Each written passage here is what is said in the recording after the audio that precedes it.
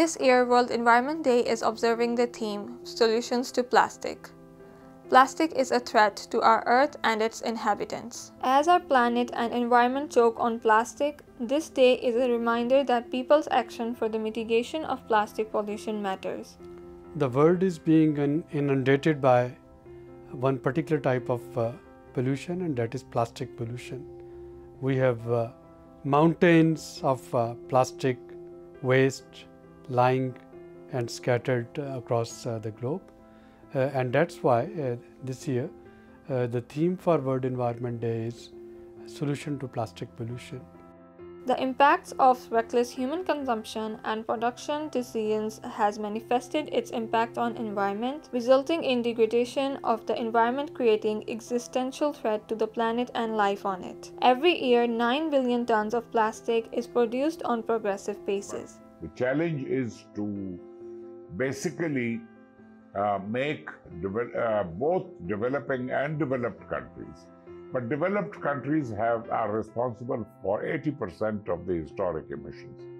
They have to announce, they have to be willing to drastically reduce their emissions, and they don't seem willing because politically all governments work on the basis of how long, when is the next general election.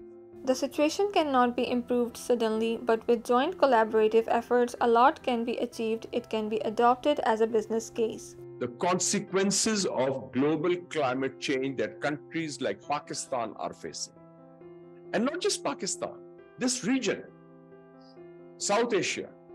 Many businesses are investing in recycling and reusing plastic, and much is yet to be done, and this can bring better opportunities in a couple of areas. In developed countries, businesses, due to consumer awareness and demand, they are more eager than ever to work with green, eco-friendly suppliers. Reduction in plastic waste cannot be achieved by drastically rethinking and repackaging. Producer and consumer alike needs to adopt sustainable choices. Yes, reduce. Yes, reuse. Yes, recycle, and yes, refuse. But all of the above are part and parcel of the journey.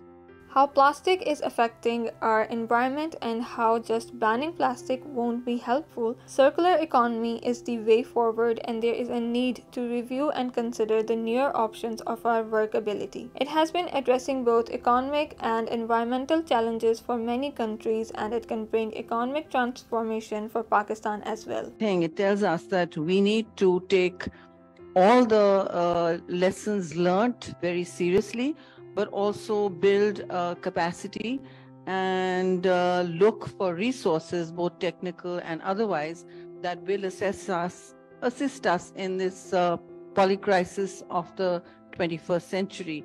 Ensuring sustainable consumption and production patterns is the key to sustain livelihoods of across generations. Waste management is a massive issue, and the corporate sector needs to work and collaborate with each other to introduce novel strategies and technologies to collectively mitigate this challenge. The most of the corporate sector, they are doing great work in the SDGs as well, in the performing, like to achieve the goals as well. But mostly the work is scattered because we don't know who our next person who's sitting to us what we are doing. So these sort of forums, while SDPI is always took a lead to do that, and I would believe and I would request that we need to work more. Repurposing waste by recycling and transforming it into reusable products can significantly reduce material consumption and bring down cost, alleviating pressure on natural resources. The recycling sector holds immense economic opportunities by opening avenues for a green job creation. The window when we could try to work as a world all together is closing very fast. Because in an impact world, the impact happens differently, and therefore you should expect a future of climate politics that is much more like 1992. The real change will come about when regulations are carried out around the world to limit pollution by reforming supply chains. The time has come to transition to a textile system that delivers better economic, societal, and environmental outcomes. This puts a greater responsibility on the global north to shoulder the burden of climate change financing, while the countries in South Africa, including flood-ravaged Pakistan, drowning Maldives, and melting Nepal, continue to bear the global north-induced climate change. Many in the global north are still in denial. With SDTV, I am Azkatari.